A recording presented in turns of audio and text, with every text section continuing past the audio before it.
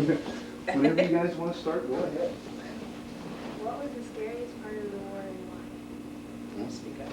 What was the scariest part of the war and why? They're shooting at me, I guess, but it was over in France, the scariest part.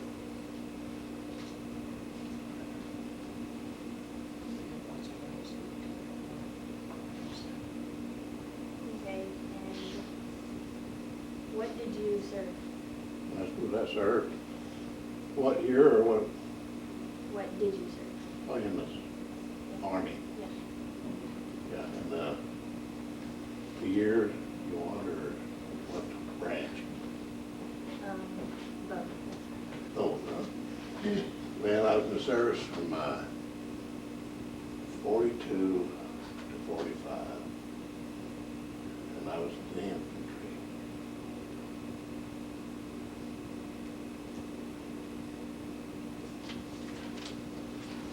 Where were you when you found out the war was over? I was back in the States then.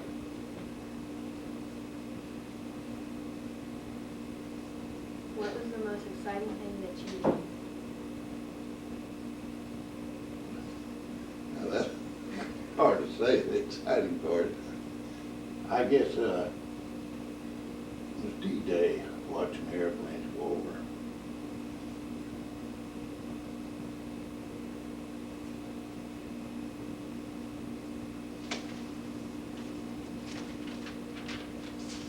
What were some memories that you had from the war? What? What were some memories that you have from the war? Oh, gosh.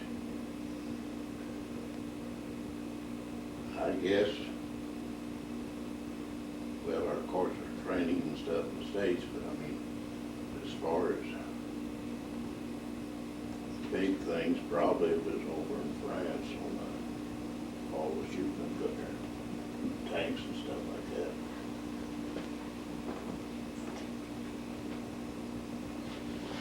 What type of medals did you receive? Well, I got a Purple Heart. And I got a expert rifle badge.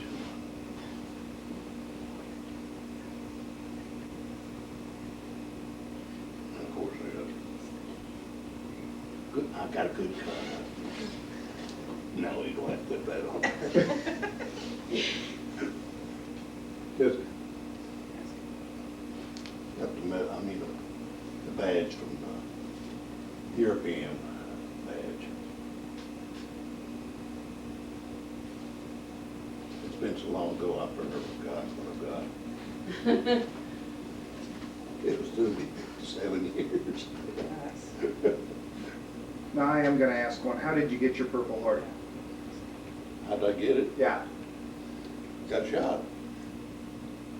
Tell her the story you told me this morning about how you got shot. Oh, yeah. Well, I got hit by a mortar shell over in France. And, sitting on a hedgerow, watched the shells explode behind me. One fell short. I got hit back.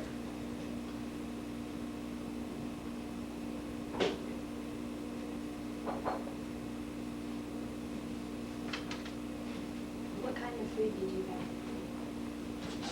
What? Food did you have? Oh, that, I had sea rations.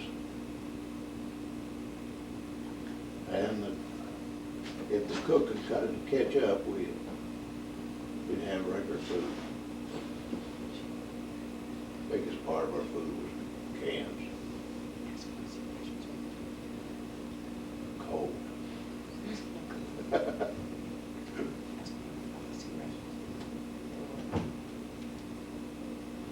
What are sea rations? Turn my hearing aid up a little. What are sea rations? Sea rations. Well, some cans was kind of like a biscuit, hardtack. And then we had hash, that was in a can. That's dog food now.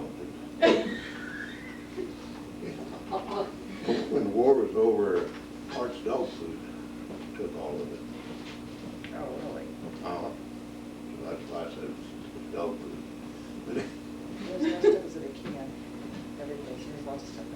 Yeah, pretty much everything we had, ordinarily, I mean, out in the field and stuff like that was in cans and stuff. We didn't have nothing really nice, you know, or anything but, Cold, it was always cold.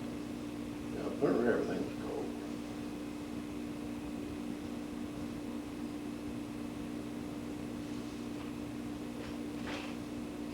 How many years did you serve in what war? Well, it was World War II. And I was in 42, 45.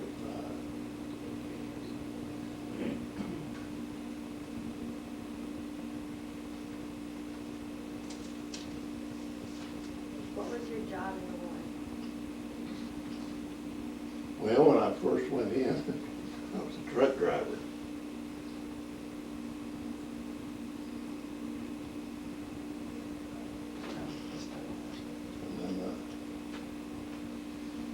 And then I went into infantry, and I carried a rifle.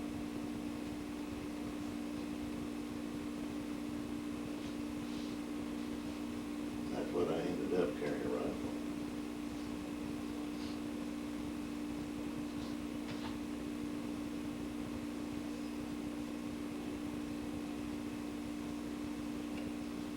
How did you protect yourself? How did you protect yourself? Well, there wasn't much protection to it. I mean, you dug a hole sometimes, otherwise you got behind a hedgerow or, I don't know, for some reason, the bullets had eyes or something behind you.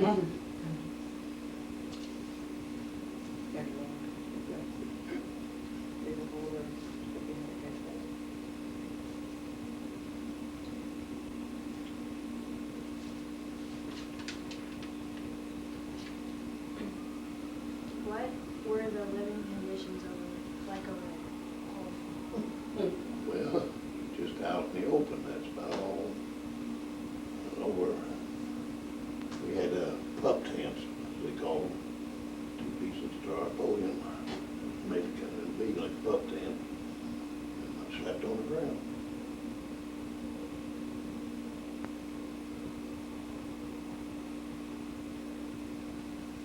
The weather was good, it was warm, it was raining, it was wet, that's all we could do. Gosh, I can't even imagine. That's just about.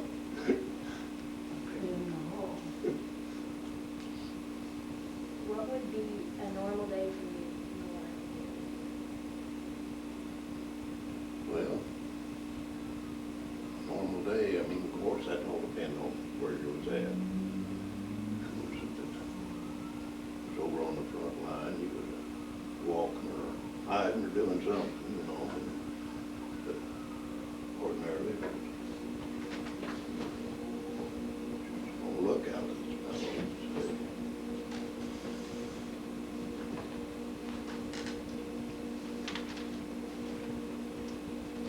Do you have any permanent injuries during the war?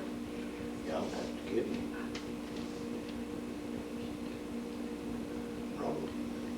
Brought a lot of shrapnel home in my body, but that's. Yeah. Did you wear any special clothing? No, didn't go there.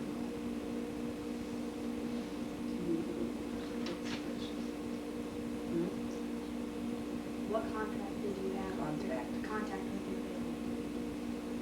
Oh, write a letter.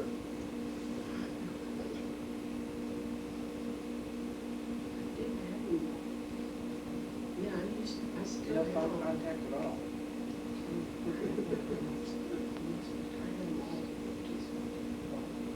What training did you have? 13 weeks training.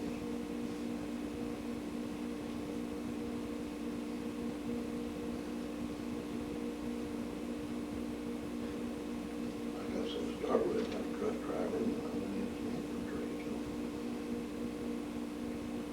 In the infantry, you walk. So, yeah.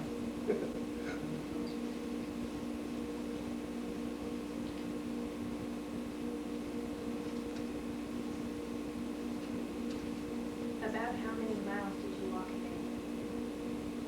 Well, the most I ever walked was 25 miles.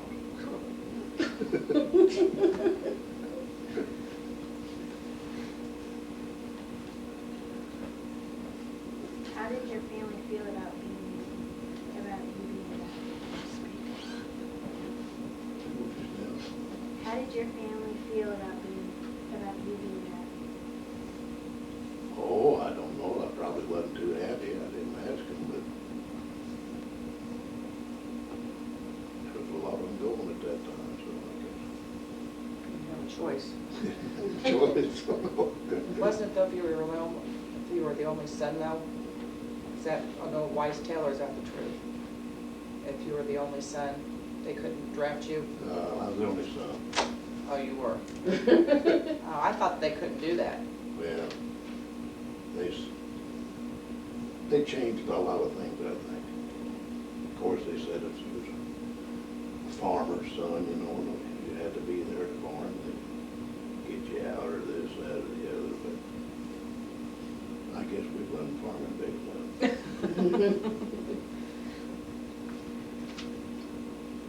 How many pounds of equipment did you carry a day? Well, of course, that depends on the days too, but I mean, we had supposed to be a 40-pound pack, I mean, with everything, but now we take when it's overseas. We carried our ammunition, and I carried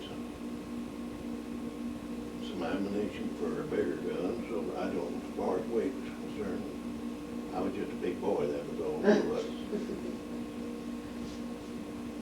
Just put somebody's carried over 40. So it'd be hard to say. What advice would you give a kid if he wanted to join the military? Well, I'll tell you, it's good. It's what you make it.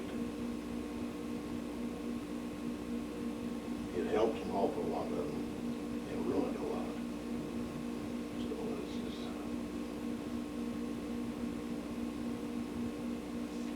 That's all what you make of it. That's what you make of it.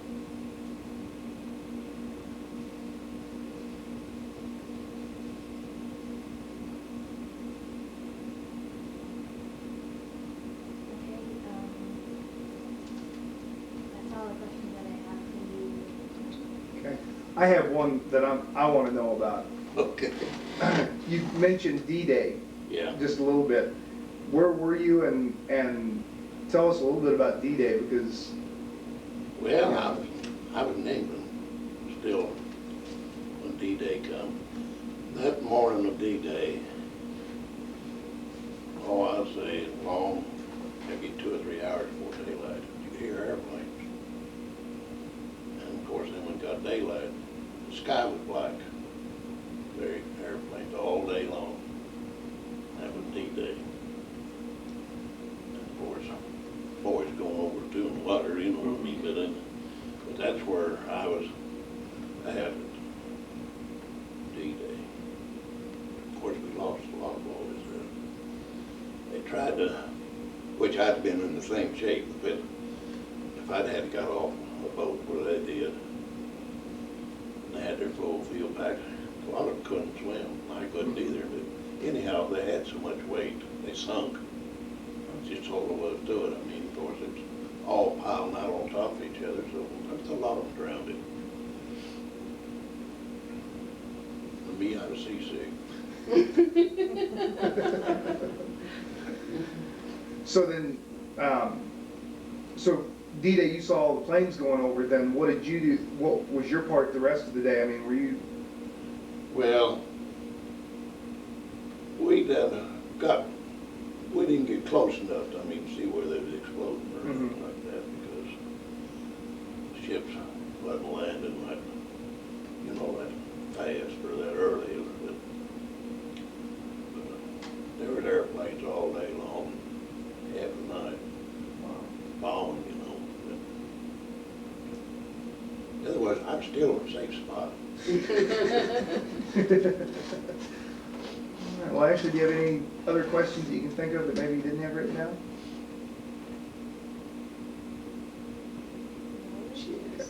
You can make a good story out of that. I know she can. I'm anxious to read it. So, Did she, he told her he was in, yeah, he did? yeah. We talked about him sitting on the hedgerow. Oh, All right. they pinned his purple heart to his skin when they give it to him. Pinned it into his skin. Ooh. Yeah, I didn't tell that. No, that was funny. I mean, of course, he was well, I think he was a colonel or something like that. Of course, I got it in the hospital over in England, but he come and he pinned it to the top of the canvas. I never even let on, you know.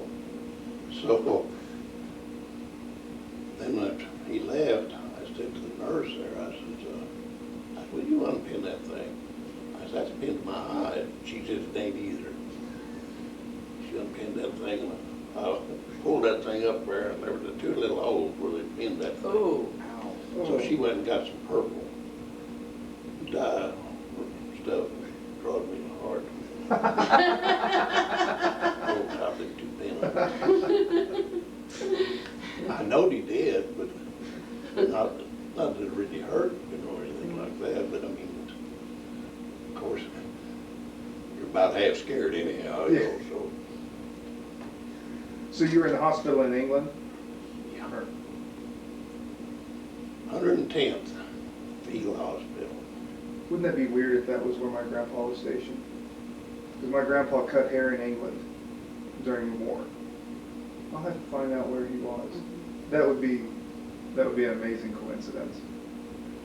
Well, I just run onto one guy from home there. Really? Yeah, he was a top fiddle there. You're worried about cutting hair there? During the war? Apparently, my grandpa used to say that, and I don't know because I don't remember him, but that sometimes he couldn't even find the hair because everything was so mangled and everything. So yeah, that was.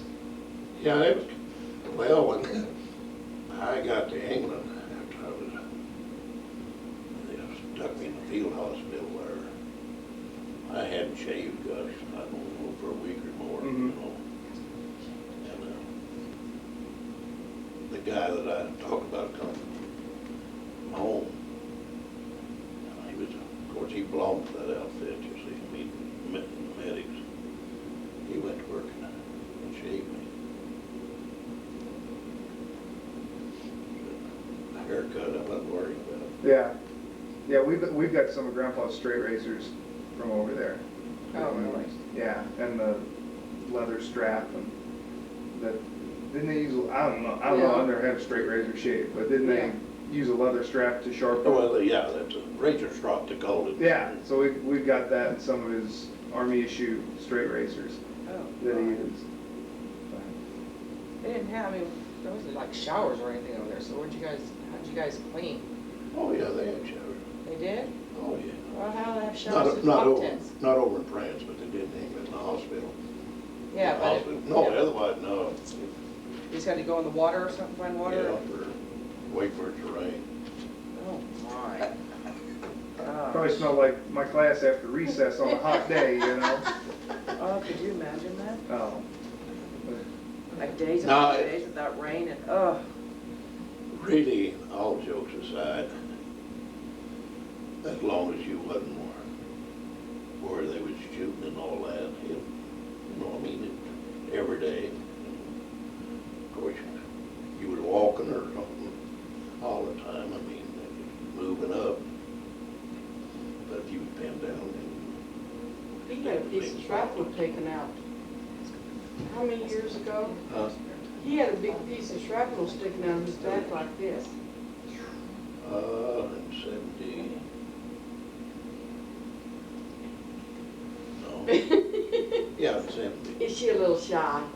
Well, I have all these questions now, I'm saying, ask him this. Like, what did you do, like, when you guys, in the evening when you weren't when you were like not walking? Did you like play cards or did you do any? Well, some of them did, yeah. Of course, now you was out, even in France, you didn't play cards. But I mean, if you was, you know, in a barrack someplace, or you didn't do too much. I mean, when you was out over there, you went to sleep if you got the chance. You were up a lot though. You didn't sleep Well, very much, was there? it seemed like they had a screaming mini, they called it, a 7-shot mortar. They just shoot that thing all night long, and just scream and went over, you know, you're always waiting for it to hit somebody or something, you know. That was more or less, they was shooting that thing just to keep you awake, see. So you'd be wore out the next day. But you get so, you don't even hear it. Yeah. I got so there last night, I didn't even hear it. No? But the funny part was, when you was over there in France, of course, the livestock running around through there, you know, cattle, you know, they had big ones.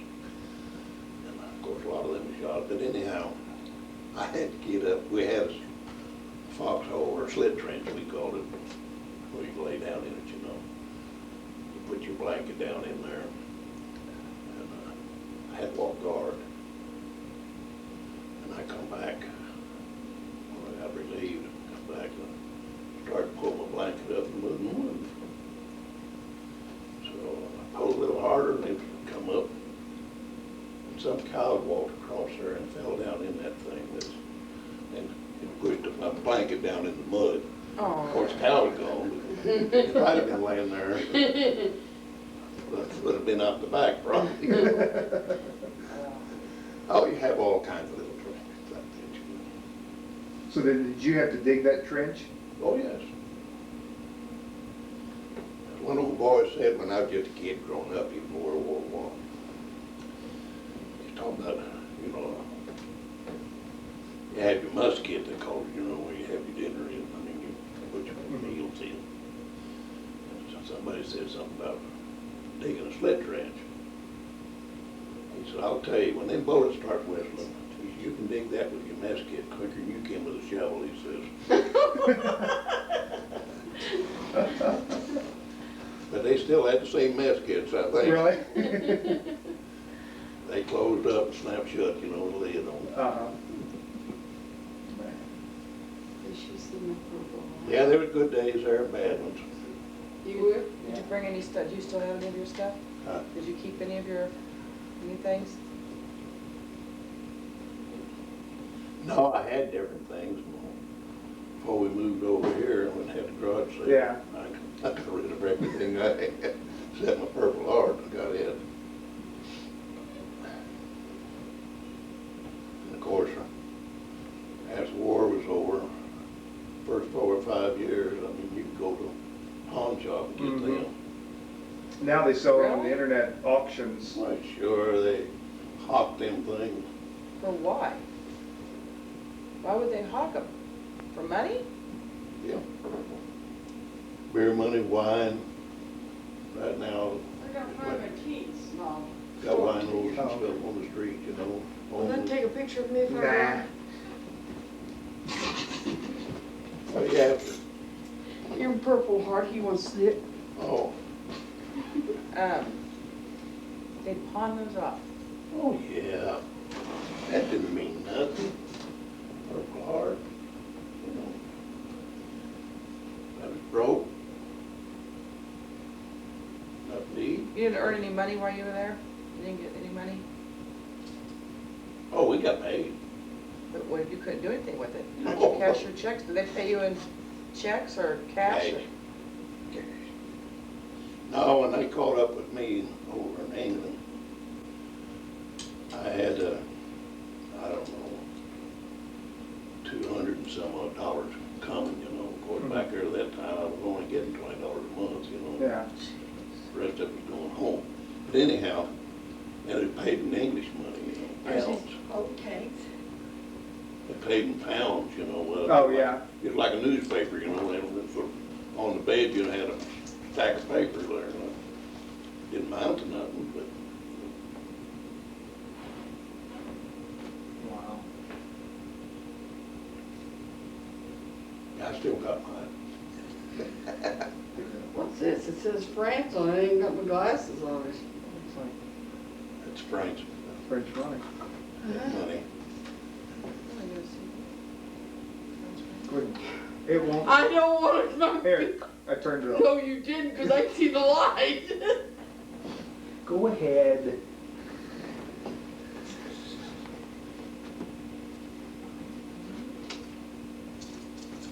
This must be for shooting guns. Yeah, right. What's that?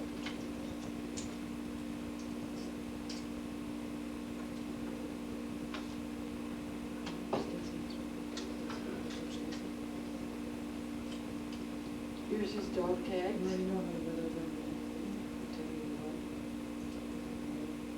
Now, John, why'd you wear 2 dog tags? That's what I was wondering. They always do.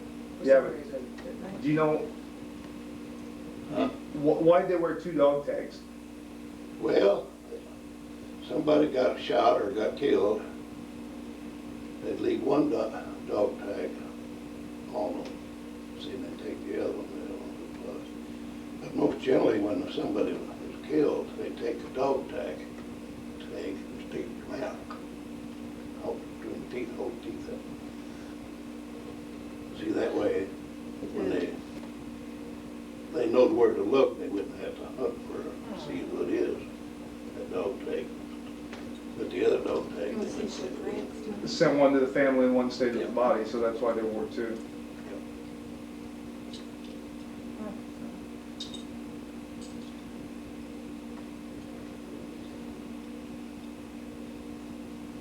You can get these at the pawn shops now? Not now. No, because I've looked on internet auctions trying to get like even a helmet, Yeah. you know, or something. They're pretty hard to come by now. Yeah, well, you take though, now that's been Yeah, pretty near 60 years ago, you Yep. see. and It started out. people are starting to, you know, understand the, you know, the significance. Now, Dig it out. what did you hear about Pearl Harbor when it happened? Where were you? And Well, I was at home. you were at home when that happened. Yeah. So what were the feelings at home when that did happen? Well, you know, that's kind of hard to say because baseball people didn't think too much about it. See, it could have just happened, you know, Mhm. all at once, just it. But they was, of course, there was regular army, you see, anyhow, you see, so then they start drafting everybody. Here's my glasses on, I'm going over there. What is that? Here. Award, it said. Oh, the Ward of the Purple Heart, August the 6th, 1944. Well, John, do you have any other stories you want to tell Ashley about being in the war or anything that you saw or did? Did you ever get to see Bob Hope over there? Yeah. No. I didn't even see Some women that. do. I didn't Whatever. see that. We didn't see nobody where we, Yeah. you know what I mean? Now, I've got my picture taken with Sugar Ray Robinson and Joe Lewis. Really? Oh, yes. Over there? No, Oh. California. Now tell Ashley who those 2 people are. I know who they are, but do you? The world champion boxer, fighter, Joe Lewis was at that time. And Sugar Ray Robinson was middleweight, wasn't he? Yeah. Middleweight boxer. I was in the hospital in California. Really? They come there. Of course, that's, So when you got wounded then in France, were you in France when you got wounded? yeah, Then you went to the hospital in England. yeah. Then did they bring you back to California? No, no, no. Oh, that was different? I landed in New York, and then I went to Colorado, Fitzsimmons Hospital. Okay. And Fitzsimmons sent him to the hospital, I went back, Camp Hattieberry, Indiana, that's where I got my discharge. Okay. So I got to see a little country there. Yeah. So how long were you in the hospital? 9 months. Oh, wow. She lost a kidney